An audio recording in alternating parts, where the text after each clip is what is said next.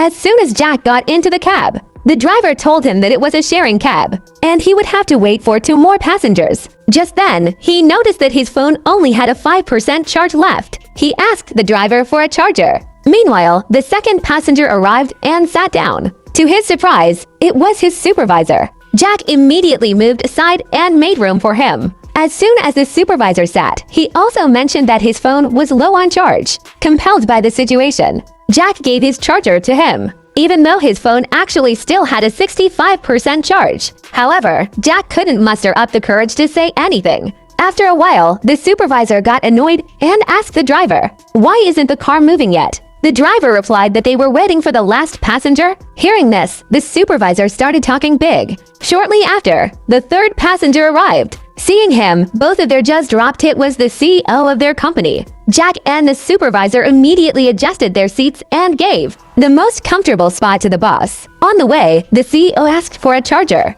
The supervisor quickly handed over the charger, but then he noticed that the boss's phone already had a 95% charge. Actually, the boss had a strange obsession with phone charging. He would feel uncomfortable if his phone wasn't fully charged. Hearing this, the supervisor started flattering him. He began saying that it is essential for a person running such a huge company to remain connected at all times. He even tried to make the boss look even bigger by belittling Jack. While Jack quietly listened to everything, suddenly the boss took a deep breath and said, "Making money is the easiest job in the world." He claimed that despite having so much wealth and fame, he had never found true happiness. His words sounded so fabricated that even the driver felt uncomfortable. Jack also started feeling weird from the inside. Finally, the cab pulled up in front of a massive luxury villa.